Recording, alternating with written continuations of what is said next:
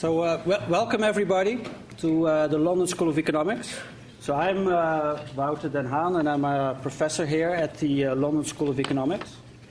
Before I introduce this evening's speaker, a couple announcements. The plan is that our guest is going to speak for like 40-45 minutes. Then after that, there will be an opportunity to ask questions. We expect that we'll end between 7:45 to 8 o'clock. And after that, you have the opportunity to buy his book and get it signed. Okay. A couple more announcements. So please turn off your mobile, turn it on silent. And the hashtag for today's event is LSE Experts. The event is recorded, and hopefully everything will work well, and we'll make the podcast available, either on the CFM's website, the Center for Macroeconomics, the logo is over there, or on the LSE. I mean, it doesn't matter if I'm in the picture or not, but or on the LSE events webpage. So now I turn to the more important part of my job, is to introduce today's speaker. So Professor Easterly, he is not only a professor at probably one of the best economic departments in the world. I probably have a bit of a biased view, but I mean, NYU is one of the best economics departments. He has also written lots of academic papers in very good journals. But on top of that, and that always makes me jealous, he also has reached out to a wider audience. He has written several books which have sold well. He's written columns in newspapers. He's on Twitter. And then, let me see whether I get this right, he was named among the top 100 global public intellectuals by Foreign Policy magazine for a couple of years. Now, those things you also could have found out on Wikipedia. So, let me say something that's a little bit personal, is that in 2006, I think, you wrote the book, The White Man's Burden, and that was based on the title of a poem by Rudyard Kipling. And now what happened is that this white man's burden actually increased a lot because I focus on business cycles, and truly, after reading that book, I really regretted not having done a lot more on economic growth and development. And so I'm a little bit worried that I'm going to feel even more guilty after this evening's speech. So please welcome me and welcome our speaker.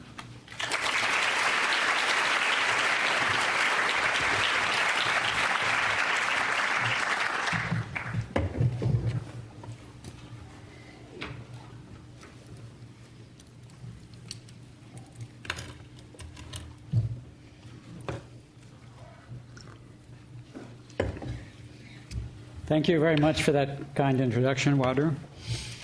Let me do the sound check. Can everyone in the room hear me? Yeah? Okay. It's actually better if you raise your hand if you can't hear me. That's a better test. Anyone? Okay. You may regret not hearing me. So what I want to talk about tonight is how development has a blind spot with respect to the rights of the poor. And I'm going to talk about three myths that have emerged that have reinforced that blind spot. And I have to tell you in advance, the word myth might be a little bit harsh. I somehow have gotten this undeserved reputation for liking to insult development people and aid agencies, and Professor Sachs at Columbia, who's a really nice guy. Actually, maybe it's better if I just don't say that it's an overstatement. I'll just overstate it anyway, and then we'll correct that during the Q&A, okay? So the first myth, let's call the myth of political neutrality. It's the idea that development is not about political things. It can be done in a technically neutral way. It's just a long list of technical solutions to the technical problems of the poor. And these technical solutions get almost all of the attention because they're so tangible and they're so appealing and they seem to solve the problem so directly. They're often very precise, like here's a plot of land. It's not very high productivity if it's used for subsistence farming. Let's make it a forest. Forests are more valuable. That's very tangible. It raises GDP. It seems technically great. Or it might be there's malnutrition. Well, malnutrition is partly about deficiency of vitamin A, so let's distribute vitamin A capsules. Or maybe there's malaria. Well, one of the ways to kill the mosquitoes that spread the malaria is you spread a chemical called pyrethrum on the walls of the houses inside. You just spray it on the walls, it kills the mosquitoes, malaria be gone. So these technical solutions are so appealing, they get so much attention, that they contribute to this myth that these technical solutions are politically neutral. Now, so let me tell you a story that illustrates that. This story took place on February 28th, 2010, in a district called Mubende, Uganda. The villagers of Mubende were in church when they heard the sound of gunfire coming from outside. And they came out and they saw men with guns burning down their homes, torching their crops, shooting their livestock. That was where the gunfire came from.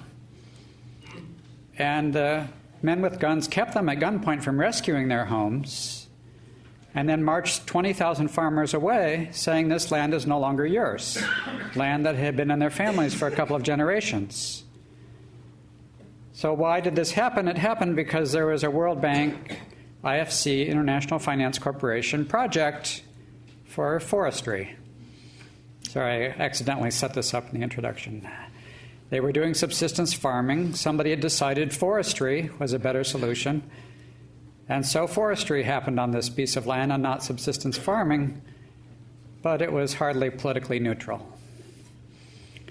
So why do we care about this? Why should we care about this? Well, first of all, we want to care because, of course, these rights violations are a bad thing in and of themselves, regardless of what any other consequences they do or do not have. It's terrible in and of themselves that these terrible rights violations happened. And second of all, we usually say things like, institutions matter for development. That's kind of a vague statement. It's not very clear what that really means usually.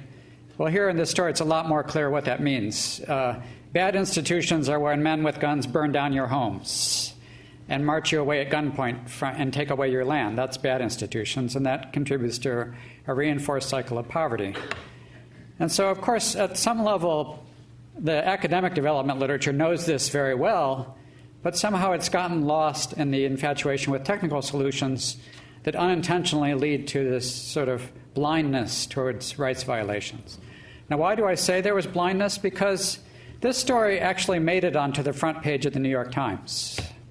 It was published in September of 2011. Now, I'm a little bit biased, but for me, being on the front page of the New York Times is like shouting it to the whole world. Everyone must know it once it's on the front page of the New York Times. Sorry for my U.S., New York-centric bias there. But clearly it's a prominent place for the World Bank to be embarrassed that they did a project that violated poor people's rights. But after that, there were two non-events that sort of illustrate this blind spot, this illusion of neutrality that I'm talking about in development.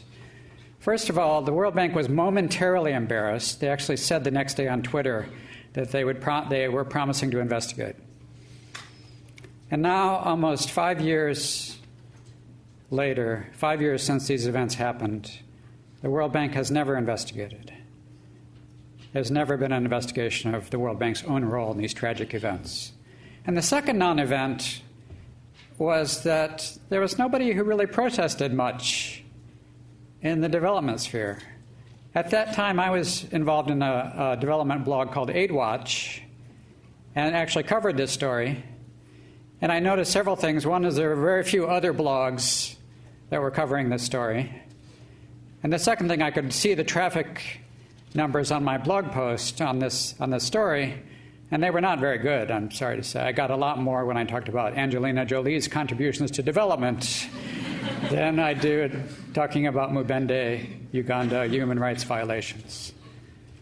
So somewhat perversely, I then decided to write a whole book about something for which there appears to be no demand whatsoever, protesting the human rights violations of the poor. So again, let me try to insist this is a myth because institutions do matter. It's the ability of poor people to hold public officials accountable so that they can politically protest when they do violate property rights. to hold also, of course, in markets, they can hold private suppliers of their needs accountable in markets by not buying the ones who go out of business and driving them out of business. And so there's the sense that what we mean by good institutions is very much about rights, about political and economic freedom and human rights that are the key to actually making sure that public and private services happen and that no such outrages such as this outrage happen. And so, for example, it's very hard to imagine that this kind of thing could have happened in the UK, that farmers would have been marched at gunpoint and nobody would have protested and there would have been no consequences for those who were involved in financing it. It's very hard for me to imagine it could have happened in the US. And that's because there's already these norms of rights and laws of rights that protect rights, and it's unimaginable that there would be such an egregious violation. Yet in development, there are egregious violations, and seemingly they pass without much protest. And that's the myth of political neutrality. So that's probably not enough examples yet, so let me give you one more of my favorite examples. I have to confess I kind of got tired of referring to the good Professor Sachs earlier. I thought it was time to find somebody new to pick on, so my favorite new person to pick on is the guy who sort of really embodies the technocratic approach to development and states it in a lot of popular debates in which he's a development intellectual. And this is, of course, Bill Gates, who I think has actually spoken here, so let me kind of debate him by proxy. And Bill Gates has lots of money to give to lots of other people in development. And in fact, I think everybody in development except me has gotten a grant from Bill Gates. So here's what Bill Gates said about the sort of Bill Gates stating the kind of technocratic approach that I'm trying to protest. He said this about the Ethiopian government, who is led by a guy named Meles Zenawi for a long time, and then after he died was succeeded by a guy named Haile Mariam. So he said he praised the Ethiopian government for quote, setting clear goals, choosing an approach, measuring results, and then using those measurements to continually refine our approach. I think he meant our, meaning us, the experts, and the autocrats, the tyranny of experts. Mr. Gates said that this, quote, helps us to deliver tools and services to everybody who will benefit. And he said specifically about Meles that his policies have made real progress in helping the people of Ethiopia. He actually said this after Meles died in late 2012, and Gates was already praising his equally autocratic successor, Haile Mariam, whom he praised for, quote, thoughtfulness and knowledge, as well as his commitment to continuing the policies of Prime Minister Zenawi. So actually, I can work in a local reference also. Gates is not the only one to praise the Ethiopian government. Another one who praised him is a guy named Tony Blair. He said about a plan to improve health in Ethiopia under Meles that the government has shown, quote, strong, accountable leadership in implementing the plan. Blair had kind of a long history with Meles. He had appointed him to his Africa Commission in 2005, where he was able to author a report praising the government of Ethiopia. I guess that joke didn't quite hit home. Meles was able to write a chapter praising himself as part of the commission for... Never mind, it's not working. And then since then, he was accused by Human Rights Watch of manipulating food aid to starve the opposition, to go only to his loyal supporters. He put a peaceful blogger and dissident named Eskinder Nega in jail for 18 years. He had rigged elections, shot the opposition. He's engaged now. And he started, and his successor has continued, another forced resettlement project called villagization, which is marching farmers off their lands in the Gambela region of Ethiopia. So this is not what I would call accountable leadership. There is this myth of political neutrality which is being violated here. There is an appearance of technical solutions that are benevolent, but they are not implemented in a benevolent way. And that's the myth of political neutrality.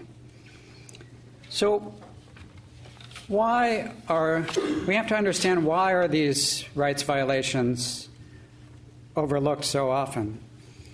And one reason might be is that we not only want to talk about the political situation in the poor countries that lead to violations of the rights of the poor. Let's be fair and also talk about the politics of U.S. and U.K. foreign policy.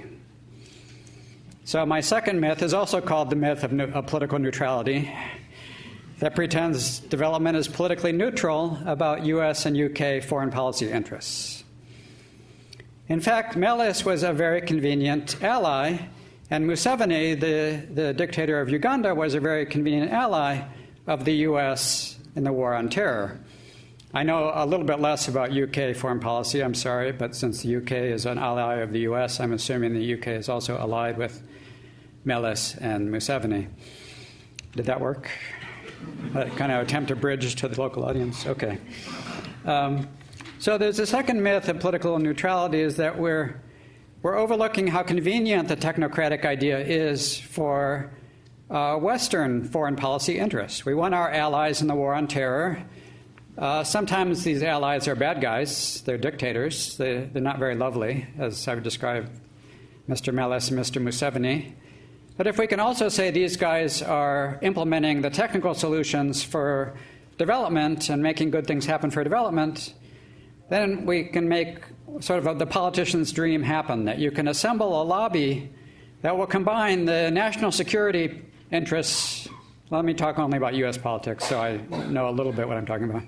You combine the national security interests, the people who only care about defending the U.S. in the war on terror, which requires having Ethiopia and Uganda as allies. And then you also capture the humanitarian interests who care about development, because you have convinced the humanitarian lobby that the Ugandan and Ethiopian government are also good for development. So you've got a twofer. You've got two for the price of one. You've got two lobbies behind one policy of supporting autocrats in Ethiopia and Uganda. And this has been a very bipartisan approach in U.S. politics. It was true under the Bush administration. It's been true under the Obama administration. Hillary Clinton, who may still be politically relevant, gave a speech saying defense, diplomacy, and development are all complements. They all complement each other. What will help one will help the other. These are very appealing ideas if your main objective is to assemble a large political coalition behind an idea of technocratic development. Unfortunately, that idea turns out to be wrong, that what is good for defense of being allies with autocrats is bad for development, because let's face it, the autocrats are bad for development. So there's one historical parallel here that I found very interesting when I was researching this book, is that this use of the development, the technocratic idea in development, is not a new one. It's one that has actually gone back many decades, and I am now in the position where I have to get my slides working. What do I have to do to get the slides working here? Press the remote. Oh, okay, here we go. Press the remote. Your speaker is brighter than you think. This is a picture of how Mubende, Uganda looked after the technocratic approach was done with it. This is the slide that I wanted to get to. So this is a slide that compares a set of technical recommendations that were made in a report that was done in 1938 during the colonial era in Africa under a distinguished British colonial official that you probably have never heard of named Lord Hailey. How many of you have heard of Lord Hailey? I'm curious. Yeah, I thought he would make a pass on that one. Well, Lord Hailey actually was one of the many founders long ago of the technocratic approach to development. He, in his 2,000-page Africa report in 1938, he'd already identified tons of technical solutions, and some of them, as I've displayed on this slide, are the same ones that we're still talking about today. So, some of these I also kind of somehow set up in the introduction. So the malaria cure, about spraying the inside of the walls with pyrethrum, that was already known in 1938. The idea that malnutrition could be treated with vitamin A capsules, that was already known in 1938. And similarly with these other examples, technical solutions were already known. So the technocratic myth is that poverty is about a shortage of experts, and the reality is that poverty is about a shortage of rights. It was the lack of rights of the poor to see that these solutions were indeed executed, that they did indeed happen, that they did indeed last, that makes development happen or not happen. So let me say that line again, because I don't have that very many memorable lines, so let me try to use that one again. Poverty is not about a shortage of experts. We already had the experts in 1938. Poverty is not about a shortage of experts. It's about a shortage of rights. The other group of expert recommendations was another 2,000-page report done by the UN, consulting experts like Jeff Sachs and sorry, I keep forgetting I'm not supposed to mention the name. And let me diversify by saying Angelina Jolie, I think, was also involved. So, the other interesting thing about this that I was trying to make is this technocratic approach that I said was useful today for U.S. and U.K. foreign policy. It was also useful at the time to defend colonialism. Now, this is a somewhat dangerous area where I'm going right now, where I'm saying development ideas had some colonial origins. So I find it interesting that there was this kind of confluence of interests already in colonial times. I don't automatically want to discredit and insult anyone today for having the same ideas that colonialists had. That's not fair. The times have changed since colonialism. We're no longer as racist or as colonialist as we once were. But it is interesting how the alignment of political interests and ideas has remained really stable over time. So, for example, during World War II, the British Empire was under attack from a lot of directions, including from the Americans. And already at that time, Lord Haley was starting to unearth this technical approach to development and suggesting that this was the great benefit of the colonial autocrat. So at that time, the benevolent autocrat was not a local autocrat, but was the colonial office. The benevolent autocrat was the colonial office. And Lord Haley, I have a quote here somewhere. He said colonial rule was really necessary to achieve these technocratic solutions. He said, quote, "Political liberties are meaningless unless they can be built up on a better foundation of social and economic progress." It's always a very convenient idea for autocrats. The political liberties, please just put them on hold indefinitely while I, the autocrat, either a colonialist or my successors, will deal with your social and economic needs. And this was great during World War II when the British Empire was under attack, because now it could play the role of the benevolent technical developer. And another British official said in 1943 in a memo defending the empire, "We should not concentrate on the pursuit of political ideals." There really was no danger of anyone concentrating on the pursuit of political ideals, but he was warning against that danger because that would be to the detriment of the preeminent need for improving the physical and social conditions. So the Secretary of State for the Colonies at that time, who was another forgotten official named O.F.G. Stanley, he read this memo, and he was under attack for colonialism, and so he read the memo and he put this cover note on it.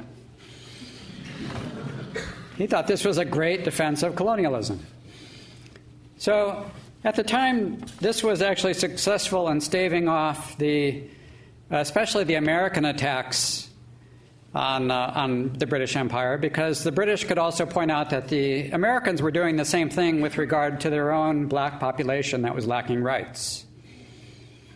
The Roosevelts, FDR and Eleanor, were actually taking the same kind of technocratic approach in the New Deal to trying to address the grievances of blacks in the U.S., that they did not have equal rights, that they were victims of segregation.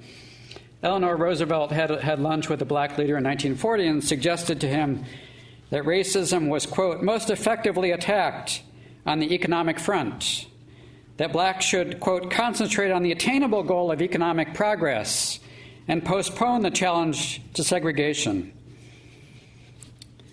So that was sort of a consensus that existed at that time behind both colonialism and segregation. And in both cases, it was sort of the technocratic approach that concentrated only on material needs and neglected rights. So now let us jump back to the present. What must we do today to address all of these problems that I'm talking about?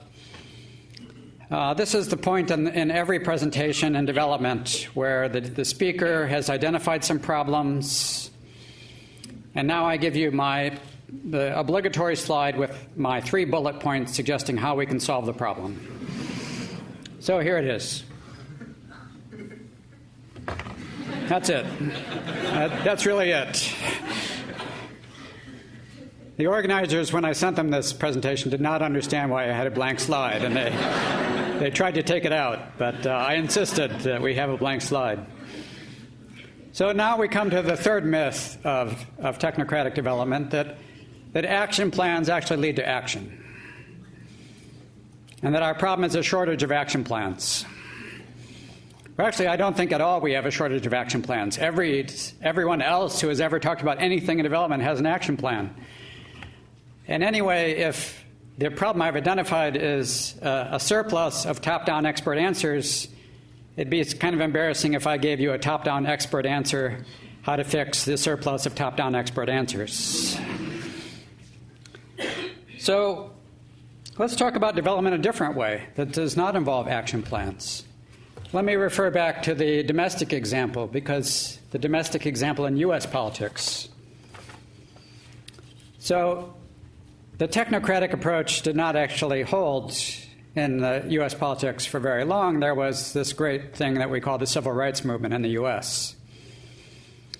that was not oriented around action plans. That was only about advocacy of a principle that blacks should have the same rights as whites, that blacks should get the same treatment as whites. Martin Luther King Jr. did not say, "I have a plan."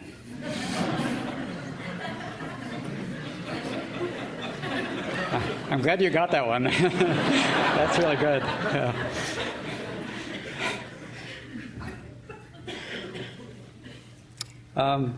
And even today, and of course there was enormous progress made just because of fighting for that ideal of rights, that it was an outrage that blacks did not have the same rights as whites. And that outrage still is a positive force for social change today in the U.S. Just before I left to come here, I was sitting in my New York apartment in downtown New York, and I'm looking out the window and seeing mobs of demonstrators and lots of police helicopters flying overhead. At the time, I was watching the movie The Hunger Games, and it seemed like, whoa.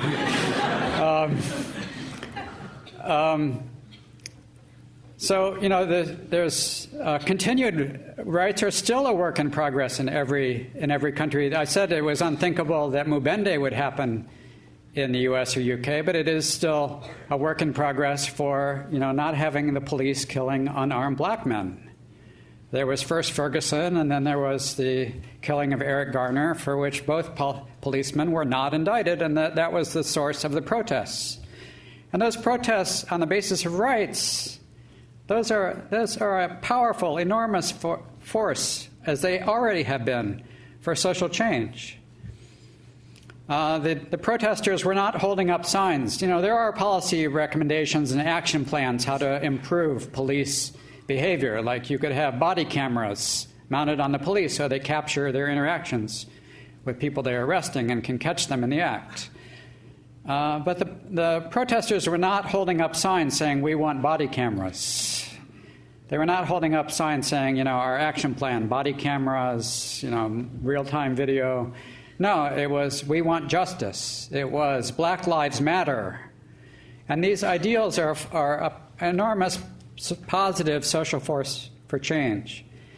What I guess I'm suggesting is that in development, there's a way in which we're sort of at that same kind of moment, in which the problem is not a shortage of action plans, the problem is a shortage of caring about the rights of poor people around the world.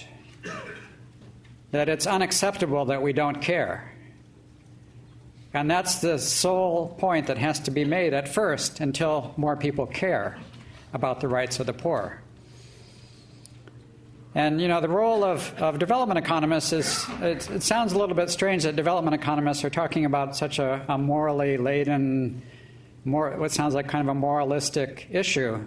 But the role of development economists is also to explain the idea in which ideals like rights actually do lead to development. They do create this sort of really great decentralized problem-solving system in which people have the right to protest when the government does bad things to them that corrects government misbehavior.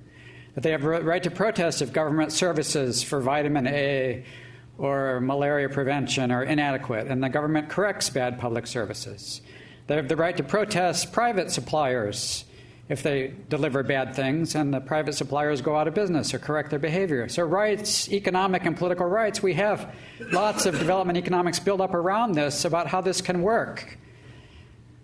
And so in the end, it's a case for sort of economic and political freedom as itself a transformative idea around the world that can make these rights realized, that can make these ideals that are a good thing in and of themselves also be seen as feasible and desirable from the standpoint of development, that there is no trade-off that autocrats are better at development, but we want rights, so we have to control the autocrats. No, the evidence is the reverse, that autocrats, with some temporary and occasional exceptions, autocrats are usually bad for long-run, permanent, sustained development, and free systems are much better.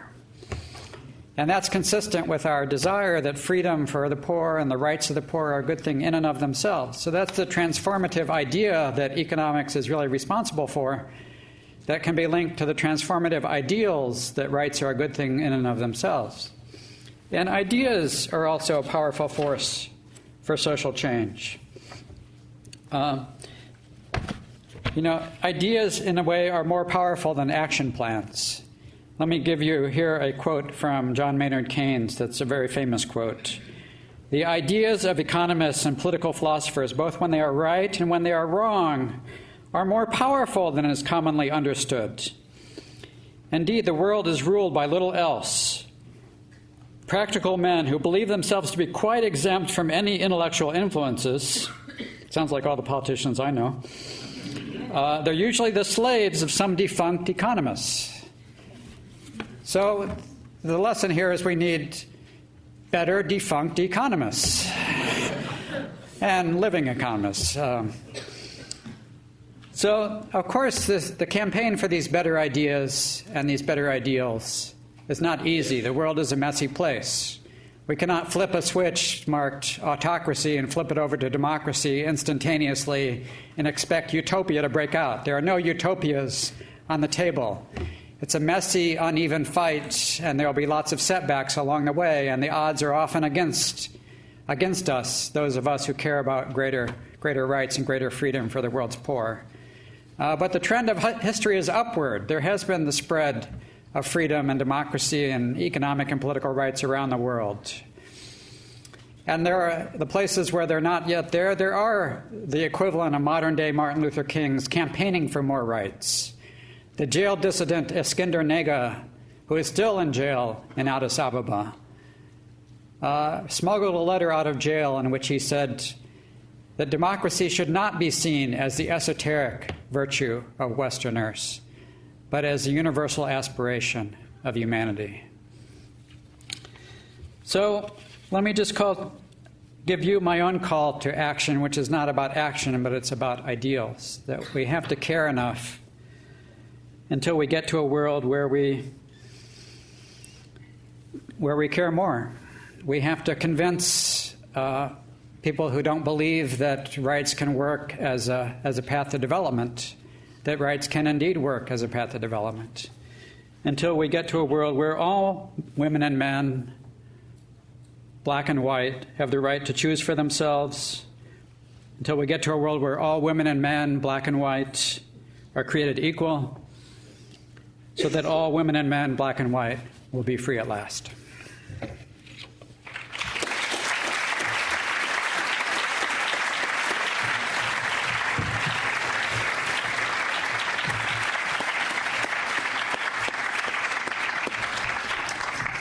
All right, so now it's time for Q&A. So the rules are try to be concise and limit yourself to one question. You want to... Okay. You want to combine a few? Yeah, sure. If in those examples you mentioned with the guns taking the farmer's land, if the development projects had included a generous additional line item for the cost of respecting rights, and they brought in the best experts in the world to come up with the perfect valuations for fair value for the farmers, they brought in lawyers to design a due process for them to contest those valuations and so on. In that event, if those programs were designed that way, would that address your concerns? No. Or if not, why not? I have to answer this one immediately. Is this on already? So, this is one thing that bothers me in development is we sometimes forget some of the insights that just come from the Principles of Economics 101. And I think one of the insights of Principles 101 is just the great value of letting people choose, to know that they're better off. So what was really wrong with this example was the coercion, that the peasants, the farmers in Uganda were not allowed to choose. And in economics we use fancy jargon for this. We call it revealed preference, that if you voluntarily chose B over A, then B must make you better off compared to A. And contrarily, if you were coerced to accept B, then it must have made you worse off, otherwise coercion would not have been necessary. So that's sort of a clear guide to what was missing in this example is not all these processes that you mentioned. It was just letting poor people choose whether to voluntarily sell their land to the forest for the purposes of a forestry project. That's what went wrong here, and that is actually a clear violation of the World Bank's own rules. But it's the atmosphere of apathy about rights that I'm complaining about is such that the World Bank was able to get away with that. Okay, let's combine a couple of questions. I think there's one there in the middle and then the back. Yeah, I think it's good if you got that. Yeah. Just wait till you get the microphone. There's one in the middle here, the balcony, and then one at the back. I know she got. Wait, she got the one.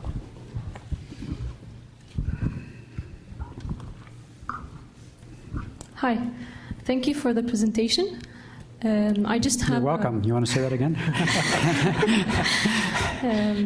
I just have a small comment or remark that most of the developing nations, where there are a lot of poor people, the right to protest is not even there. So how can we think of the right to choose something in general if they cannot even protest? So I just wanted to know. Thank you. Okay. There's one here at the front. Thank you. Danny Kwa, London School of Economics. Bill, the way you ended makes it sound like anyone who's going to argue against you is somebody really evil. Because that wasn't accidental. You've argued for all these wonderful things. Yeah. But can I suggest that in some of the language you use, that we should care about the poor, that should be the overriding concern. You and Angelina Jolie are actually really close. Because the both of you. Wow. Okay. Okay, argue that.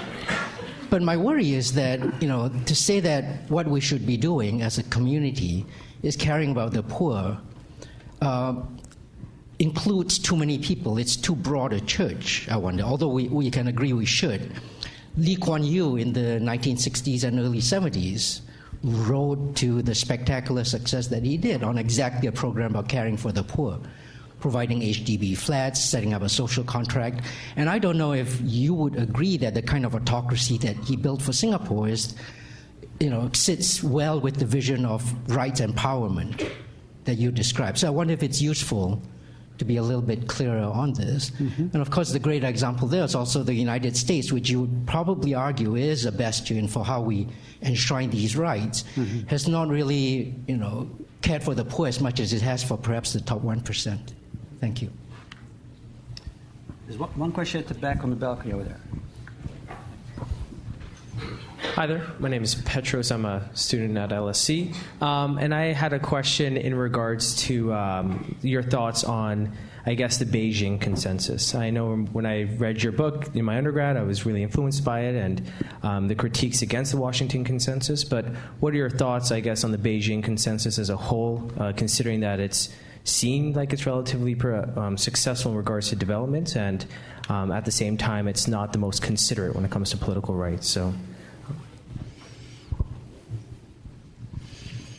okay, should I take those? The first comment, it is true that there's a missing right to protest. And that's one of the things that makes up this sort of systematic violation of rights. The political rights include the right to protest. And so it's a symptom of the absence of political rights. And protest is itself a great self-correcting mechanism. It doesn't mean every single protester gets what they want. It just means that the more the government does something wrong, the more protests there will be that will generate self-correction. And that's very much a work in progress in poor countries. Obviously, again, we're talking about a long, transitional, messy process to get to that point. It's not going to happen overnight. But the indifference or the apathy of development people is sort of neglecting that dimension of development. That's what I'm complaining about. Danny, I had never really thought about it that way, that I had joined the same camp as Angelina Jolie. And in a way, it's true. I think I'm somewhat at a disadvantage in that argument. But what her advocacy was about material poverty. And I guess the complaint here is that the emphasis on material poverty is the advocacy about material poverty is too one-sided. There should be also, I'm not saying it's valid to care about material poverty. That's great. And there's been a lot of success of advocacy getting people to care about material poverty. That is also great. What's not so great is to neglect the other goal, which is to care about the rights of the poor and their ability to choose in and of themselves. And, I've already kind of hinted that I'm aware of sort of the discomfort that is created sometimes when an academic economist starts engaged in moral advocacy. But again, I want to... It's somewhat of a rebellion against the misuse of economics, which was... economics was built around the idea of an individual who's free to choose. That's sort of the moral heart of economics, which is the title of a great article on that subject by Ed Glazer at Harvard. And so there's a way in which economists have often and still today, and in the research for the book, I had a lot of fun digging up a lot of forgotten, defunct economists who had long campaigned for attention to rights and development, and they were unjustly not listened to and neglected and forgotten. I'll look forward to that same fate. That's the reason why I think this advocacy campaign does have to be joined. There's going to be a lot of questions, I think, about examples of benevolent autocrats. So every question that I've ever gotten on this talk involves either Singapore or China, which both seem to be examples of benevolent autocrats, either Deng Xiaoping or Lee Kuan Yew. So there's a couple of things to say to that. First of all, the evidence that we care about is about levels, not about growth rates. And the reason we get excited about China and Singapore is about their very high growth rates over a sustained period of time, not about so much level. So that Singapore has sustained it for so long that now they're at a good level also. But most of the excitement when Lee Kuan Yew was still in power was about the growth rate, and the same for China today. So there's a couple things to say about that. First of all, there's a sort of selection bias in remembering the autocrats who produce very high growth rates. We're forgetting all the other autocrats who produce disastrous growth rates. And the real truth of the data is there's just enormous variance that some autocrats are there on the scene when there's very high growth, other autocrats are there on the scene when there's very negative growth. So that's the first fact to kind of acknowledge that's not so good for the autocratic case. The levels evidence is not so good for the autocratic case. Most places that are rich in levels, there are problems of causality that we can talk about, but most places that are rich in levels are also have a high degree of rights and democracy and economic freedom. And then lastly, if we are excited about the growth rates in Singapore and China, then we should relate them to the changes in rights, the changes in freedom. And there was a big liberalization and change, especially in economic freedom in both Singapore and China, and some change in political freedom. There's certainly, Lee Kuan Yew is certainly not a brutal totalitarian like some other examples. And China even has had some positive change in personal and political and human rights compared to the dark days under totalitarian Mao. So there's some change in rights that are in the same direction as the rapid growth that seem to fit the evidence. So that would be the response I give to that. So about the Beijing versus the Washington consensus. So yeah, I think the problem with the Washington consensus is that I think the real problem was the way in which it itself was kind of a tyranny of experts, that some outside economists who were very free market oriented, and thus in principle they should have been in favor of kind of freedom and rights of the poor to choose for themselves. But these sort of outside foreign economists decided they knew exactly how a society should move to implement greater economic freedom was the thing that they cared about. And it was sort of coerced upon poor countries through the World Bank and the IMF that these reforms were made conditional. You only got loans from the World Bank and the IMF conditional on making these reforms. And so it's a sort of another kind of tyranny of experts. It's coerced reforms from outside. Even if it was intended to be in the direction of greater economic freedom, the experts don't often know enough to know what is a movement in the direction of greater freedom for individuals within a society. It's better to have local people able to voice their own opinions through a free political and economic process of rights. That was the problem with the Washington Consensus, I think. Why don't you go ahead? Yeah. There's one here in the front. There's actually two here. Both. Thank you. I mean, what you're saying just seems so obvious, and I think a lot of us agree about human rights, and it just seems so blatantly obvious. But just here in what's going on in the States with the killings of black men, the ongoing stuff that they don't need to wear the Klan robes anymore, they can just do it in the open. Just today, disabled people in the UK got dealt a massive blow by the Royal Courts of Justice just up the road. Within the same couple of days as this, idiot woman I wasn't familiar with, who's an MP, apparently said that the reason people are starving and going hungry in the UK is because they're bad cooks. I keep wondering, I walk around, I remember the protests that we went, the marches, the tear gassing, we protested for years and years and years and years. What the hell is going on? And what can we do about it? Because things just seem to be regressing and getting to beyond the stupid point, and the harmful, and people are dying from it and suffering. Thanks. Thank you for that comment. Just go ahead. Hi, my name is Dee Dee, and I'm actually a dual degree student with LSE and Columbia, home to Jeffrey Sachs. Say hi to him. I'm on your side, though. So first of all, I wanted to thank you for your references to Ferguson and Eric Garner. And secondly, I wanted to ask you if you believe, and I noticed that your slide for solutions is empty, but I was wondering if you believe that an adequate way to kind of counter the top-down, paternalistic, borderline colonial assistance to developing countries, if you believe that an effective counter would be to train people from these communities and really aggressively recruit them and train them in, I suppose, Western methods in order to go back into their communities and enrich it so that it's, I would say, an in-between point between the Western perspective and the Native perspective. And there was one question over there.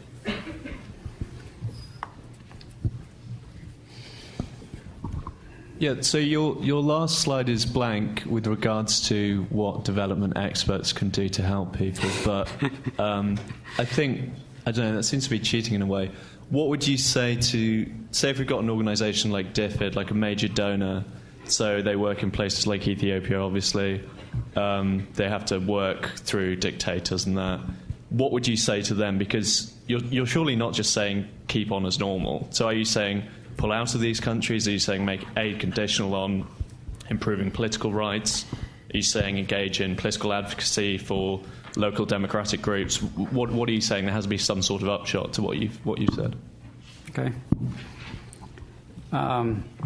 Great. Thanks for these great comments and questions. So the situation of unarmed black men in the U.S., there are references in the U.K. that I don't know about. Again, it shows how much rights is still very much a work in progress everywhere, and still requires vigilance and protest and committed action by people who care about rights, even in places that we think have a better situation of rights. I'm not as pessimistic as you. I think there has been progress. I think the protests of the past have led to progress. If we just think about the situation of African Americans, I think there actually is a big change between the Ku Klux Klan and policemen who get vociferous protest if they kill an unarmed black man. I think that there has been a change to the overt racism of the New Dealers who refuse to grant rights and only promise technical solutions, and we're still engaged in racist statements and racist denials of rights to black people. I think there has been a change. That it's no longer acceptable to be openly racist in the same explicit way that it was just completely taken for granted among the generation of my parents and grandparents. So I think protests and campaigns for rights, they do work in the long run. It's always frustrating. There's never as much progress as you want. There's more setbacks than you want, but there is progress. So about training people to protest in poor countries, that's I guess my gut reaction to that is they don't really need that training. They already are protesting. What's more going on is that poor people are protesting already around the world and are just being met with neglect and indifference by people who care about their poverty but not about their rights. And that's, again, this imbalance in advocacy and caring that I think needs to be corrected. But, there is action going on all over the world, from, Hong Kong, the opposition in Ethiopia, the progress that's been made in Latin America in getting rid of a region that used to be 100% military dictators and is now, filled with kind of imperfect but still democratic systems. There is this progress over time where poor people are already protesting and already getting some success. Well, I meant more so, Yeah. more so training them in development, for developing their own nations as opposed to having those external actors. Yeah, I think spreading the idea that development is mainly, I think this whole what must we, the Western humanitarian experts, do, the problem with that mentality is there's this sort of, we've got everything sort of, it's like the old view that the universe revolved around the Earth, that the whole universe revolved around the Earth, that the sun revolved around the Earth. We need like a Copernican revolution and development where not everything revolves around what we, the Western, humanitarians do, that we recognize that development is mainly about what poor people do for themselves in demanding their own rights. And historically, the campaign for rights has been an international movement, that people do take comfort from support from other sympathizers in other countries. Not so much at the government level. I don't think the government promotion of democracy or protest movements or civil society, I don't think that works that well. I think it's mainly about people-to-people kind of sympathy of ideals across societies. The people in Hong Kong and Ethiopia, they are really discouraged when we don't care. They are really encouraged when we do care. And we, in this case, doesn't mean we Americans or white people or white middle-aged college professors. It means everyone around the world who cares about rights as a cause as well as poverty as a cause. So about DFID. Actually, I was at DFID earlier today, where I got a lot of these questions. So most obviously, and first of all, I want to congratulate DFID for being open to critics. They invite a critic to come in and talk and have a dialogue, and it was great. I salute them. So a couple things to say. So it's not about, there was sort of some lame efforts made a while ago to kind of make aid conditional on some kind of superficial democratization reforms that did not really work. I don't place any faith in that happening. Again, I think the most important point to make is that aid is not going to be the main engine of change in this area, that it's going to be these other changes in the spread of ideals and the spread of ideas that will be the main agent of change. But the obsession with aid, which I've been partly guilty for, I confess, and getting undeserved attention for criticizing aid, which is just as guilty as getting attention for promoting aid. But it exaggerates the importance of aid in development. So that's the main point that I want to make in response to what you're saying. Now, if you force me to say something that aid should do differently, then the most obvious thing is, don't finance Melis when he's doing a villagization program, which DFID did do, USAID did do, the World Bank did do. The World Bank Board even heard directly from refugees that were fleeing forced resettlement from villagization in Ethiopia, and they still went ahead and approved World Bank financing to this project. So that's, don't do direct financing of rights violations. That's the most obvious thing that you can say about aid agencies. That's not conditionality. That's just refusing to participate in a rights violation. Oh, lots of questions. Is that you've been waiting for quite a while? Sorry. And it is? No, sorry. The guy has my hairstyle.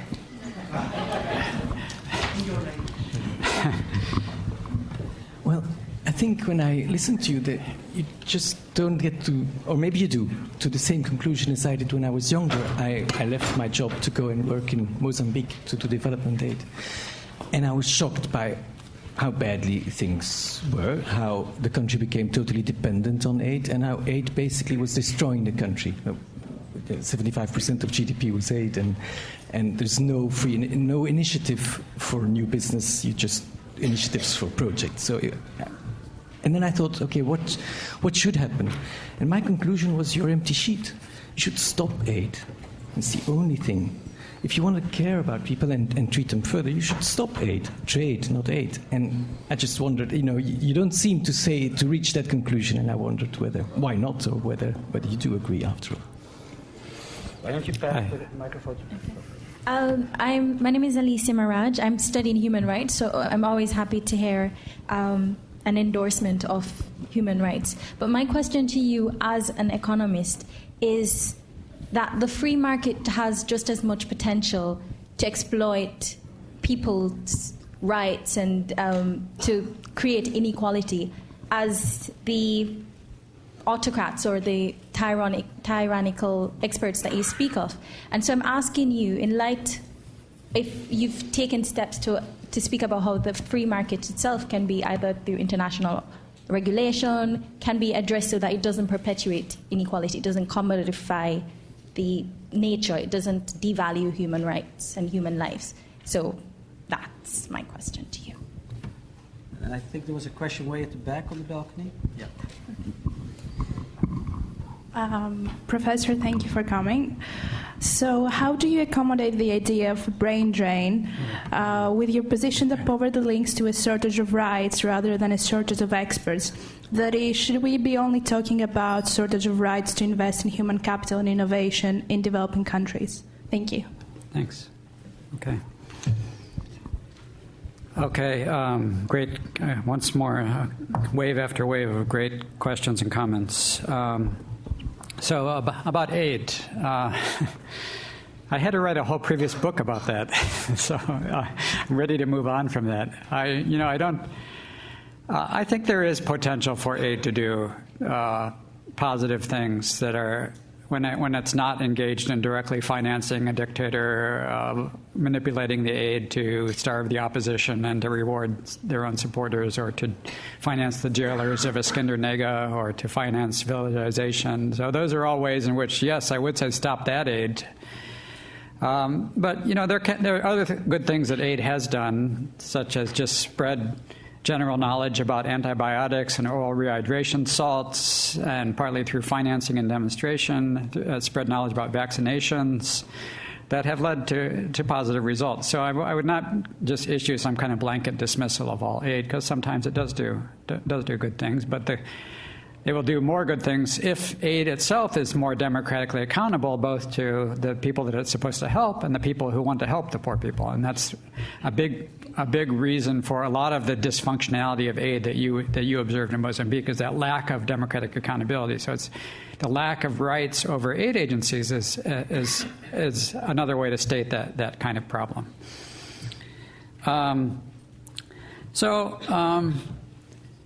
It is. What can happen in markets is that when poor people don't have, like, let's say this Uganda example I gave, for example, there was a private company called the New Forest Company that was also implicated in this story of violating the rights of the poor. In fact, the World Bank sort of tried to blame them as being the one who was to blame for this tragic story in Mubende. So that's a situation where I think it's very clear how exploitation can happen if private companies take advantage of the lack of rights of the poor to steal the land of the poor for their own enrichment and pay off the government, or are somehow able to sort of force the poor to work under unsafe conditions with some kind of lack of ability to choose, some degree of coercion that, again, is taking advantage of the elemental violations of political rights that would normally prevent such coercion. If any of those conditions exist, then markets, sort of economic agents and political agents, can be the evil twins of each other that are taking advantage of the lacks of protections of the poor to exploit the poor. Now, the benefit of economic rights is that it gives you the right to choose, to leave. If conditions at your employer are too terrible, you leave for someone else. And if any one employer is so awful, and there really is a protection of people's right to choose and to move, and there is protection of the right to spread good information without punishment about who are the bad employers and who are the good employers, then those rights are themselves, this choice mechanism is itself some protection against rights violations. And the last thing about the brain drain, I actually came to sort of the opposite conclusion in the end about that. First of all, let's get out of the way that the brain drain is not quite as bad for the people left behind as people usually say it is. That it's what's often happening is the brain who has moved abroad is sending back lots of remittances to his or her family back home, is spreading lots of useful technical knowledge or business contacts to family and kin networks and bigger business networks back home. And so there's a lot of newer research that is showing that brain drain can often, in this even narrow sense, be more of a gain than a drain. But then, even more important, I think, why... If our solution to this perceived alarm about brain drain was to restrict the right of poor people to move to another place where they could get a higher salary, that would itself would be a direct violation of their rights. And we recognize these rights for rich people. Nobody bats an eye when an American comes to work in London. Nobody calls that brain drain. But when a Zambian comes to work in London, then it's called brain drain. And why do we have a double standard with respect to the choices of Zambians and the choices of Americans, whether to move to London? That's, I think, again, there's no sort of utopian instantaneous solution of complete freedom of migration, but the interference with people's right to live where they want often creates more harm than it does good. I also recognize the complexities of immigration, that people in a rich country don't want to be swamped by too many immigrants of some other culture that they're not familiar with, and all these other reasons that immigration is complicated. But at the core, we should at least have this basic understanding that there is something really good about allowing people to choose where they want to live. And it also gives them a way out of escaping an autocratic regime. You know, they can just move from an autocratic regime to a more liberal regime. And that itself is often a pressure on the autocrat at home.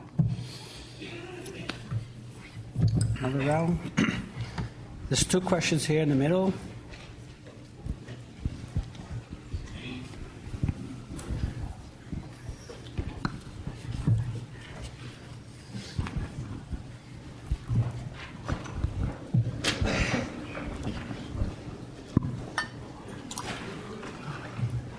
Hi there. Yeah. Thank you for a good talk. In your book, The White Man's Burden, you talk about, or you distinguish between planners and searchers. Mm-hmm. Would you say that the randomized controlled trials that are being used by MIT economists and others in order to understand what targeted interventions at poverty can produce, would you say that those types of actions qualify as searching according to your definition? And would you encourage more of that type of activity among development academics and workers? Right next to you.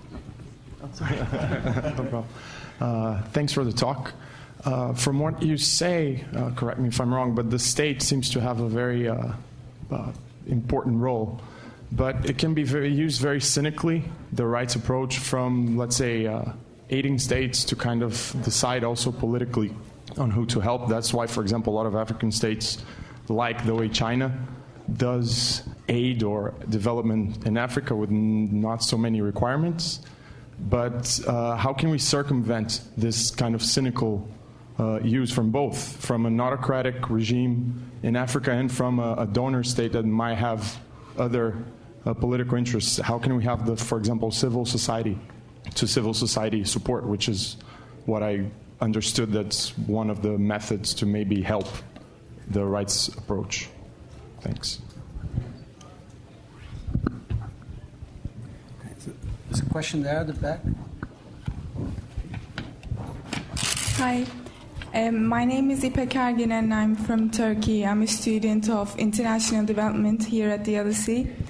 I just wanted to ask you if there's anything that you're optimistic about in development, because since the start of the talk, it sounded like you're, because of the empty slide of what to do, what the development community should start doing, or that kind of argument. I was just interested in the issues that you're optimistic about in development. Thank you. Okay, I need one more question while I think about that. I think the person here in the middle has been trying on the balcony. I can just talk loud. I'm Tracy. I'm from the States. I'm wondering, in light of what's happening in the States right now with Eric Garner and Mike Brown, do you think that it may be more of an issue with institutions, seeing as, although I agree with you that things have improved, generationally in the States, we've had these issues of racism since our democracy began. We're still having horrible issues with it today. So I'm just wondering, looking at the States as a model a lot of times like we do in some of these classes, how can we move forward in places that don't even have the institutions that we have in the States to begin with, certain developing countries? Okay.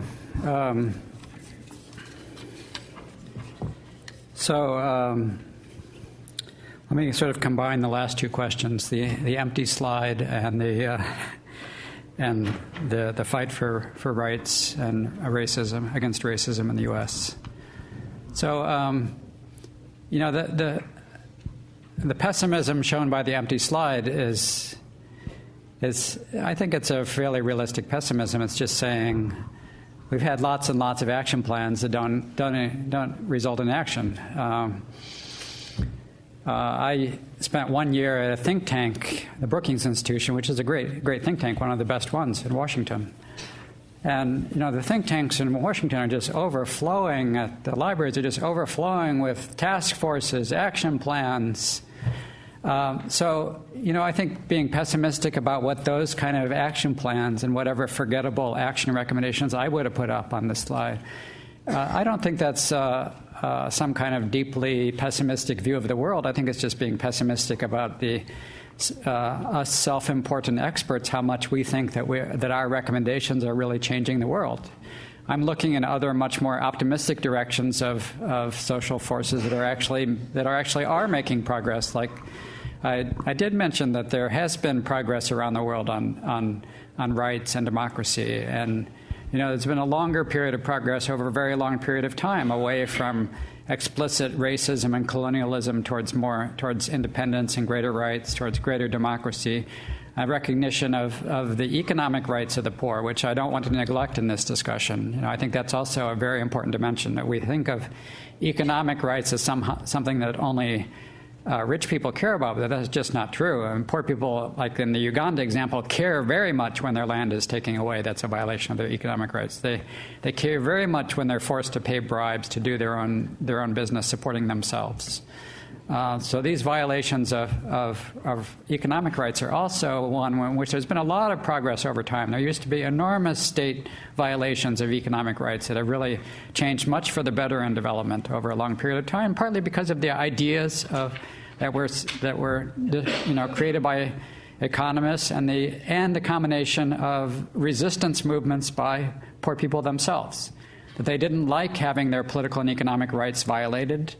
Economic rights that can do a sort of very decentralized protest, that when the state is kind of trying to drive you out of business and you go to the gray market or the informal market and you start operating in the informal market and you evade the state. People are very inventive of getting around the state, and the state eventually has to cave into reality and recognize that their extreme attempt to control poor people's activities are not working, and they give more economic rights and they give more political rights after political protests, and there is progress.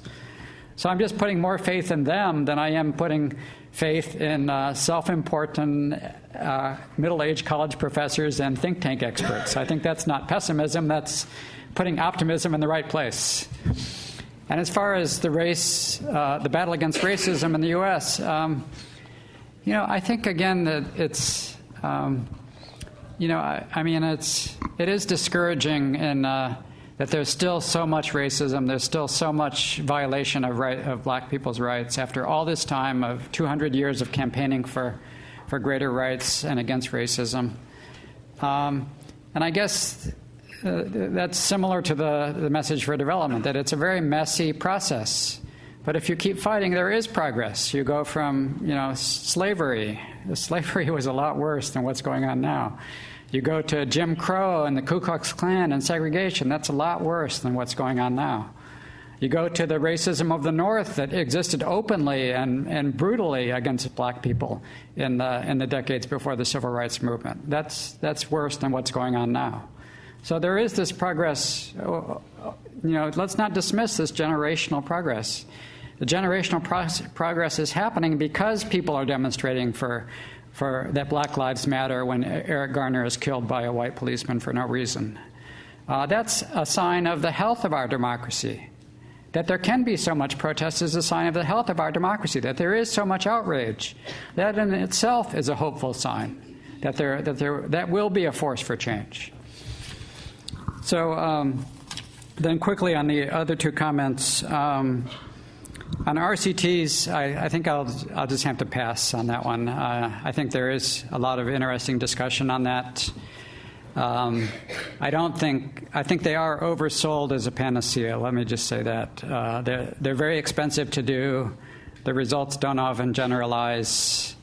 So they're oversold as kind of a panacea for how to get things right and get all development interventions right. And the RCTs themselves neglect to exploit some of the choice information that we have available to us. That you don't always need to rely on evidence that something makes poor people better off. You can just let them choose, and if they choose it, then you can infer that they're better off. That's something that's somewhat neglected by the RCT mindset. And lastly, on civil society, I guess, again, I'm a little bit... I think you're cynical about I'm sorry, I lost the questioner. Thank you. Sorry. Absent-minded professor, another reason you should not put me in charge solving all of your problems. Civil society, unfortunately, is just as much subject to manipulation as the cynical manipulation of development ideas is for foreign policy interests. And my hope is more in the spontaneous civil society that poor people themselves create, which we've seen lots of examples of, and many leaders from around the world have gotten Nobel Prizes and for their homegrown activist movements. That's what I would have more faith in than any effort by aid agencies to kind of promote civil society to resist rights violations. Okay, let's try one more round of questions. I guess there were a couple of people on the balcony. The two in the middle, on the second row, the gentleman with glasses, a couple rows behind it.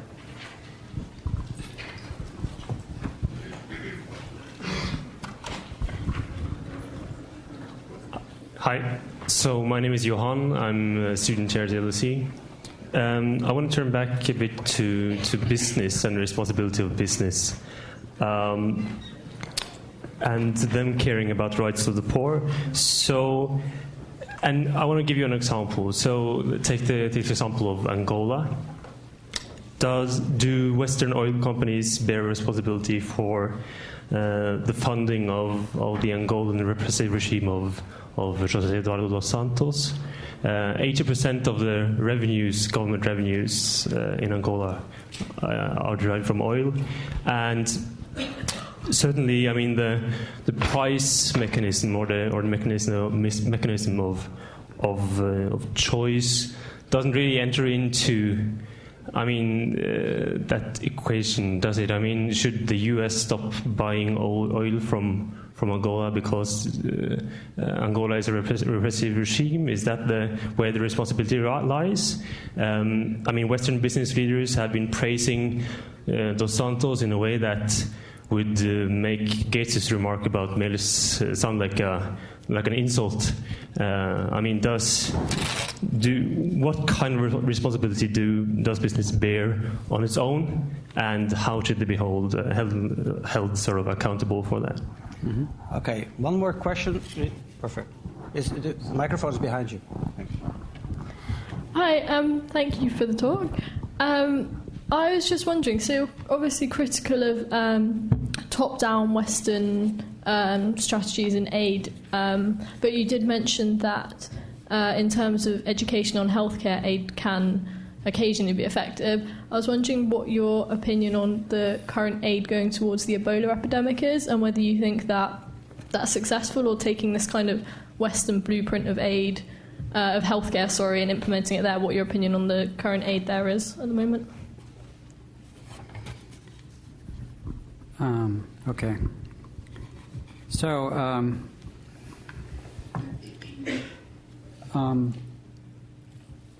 so on the question of private oil companies helping the repressive regime in Angola. Sorry, where are you? Oh, there you are. Thank you. So, I mean, the problem here is really created by the state's ability to extract revenue from oil, which it does through either a very high rate of taxation or through direct state ownership of some oil assets that are sold to Western companies.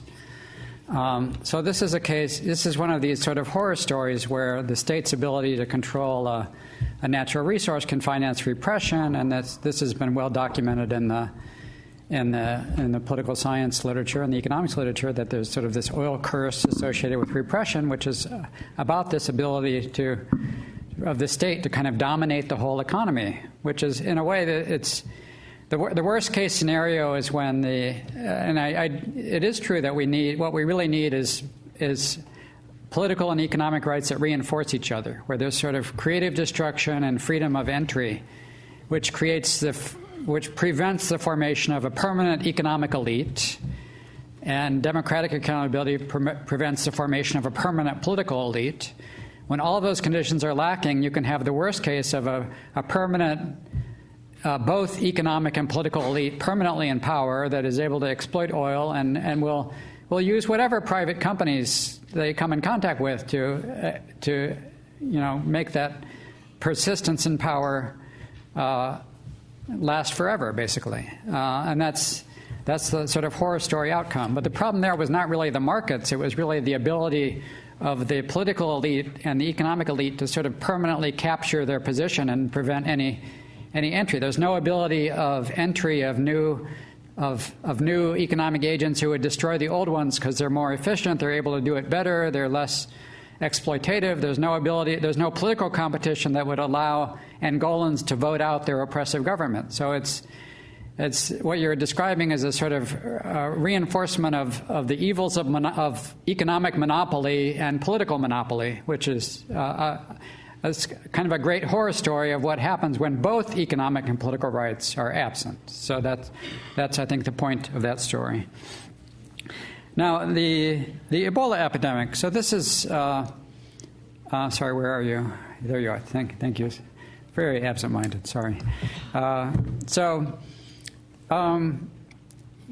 think this is a complex story, and I will be forced, for the sake of a short answer, to oversimplify it a little bit. There is a way in which the severity of this outbreak did have something to do with the kind of lack of accountability of government health officials in these countries to prevent these kind of horrific epidemics of such a horrific disease. And so, Ebola is happening in very dysfunctional economies that have and states that have been suffered from many, many years of civil war and violence. And that's not an accident. That's part of a consequence of the toxic legacy of many years of warlords and civil war and autocracy is a fairly dysfunctional state that is not able to deal with Ebola. And that's the most fundamental problem. Of course, I very much support any Western effort that can deal with the emergency and it is feasible for Western aid in this case, I think, to come in such a sufficient volume to stamp out the epidemic. But let's be clear about the domestic political roots of the epidemic. It's sort of like with famines. Amartya Sen made this great point that democracies don't have famines, that it's sufficiently accountable. Democracy has sufficient information and ability of people to protest when things are handled badly, that famines don't happen. And I think the same thing is true of severe disease epidemics, that democracies don't have severe, out-of-control epidemics because they get a public health service that is accountable to the people that will not let such horrific things happen. So once again, we're back to the same conclusion, that to make things really last, to make solutions really last, what you need most of all in the end is the political and economic rights of the poor. Thanks. So I would like to thank you all for coming. I also would like to remind you is that Professor Easterly is willing to sign his books outside. And so please let us go out first so we have some time to get settled over there. And finally, I hope you enjoyed it as much as I have, and join me in thanking our speaker. Thank you very much.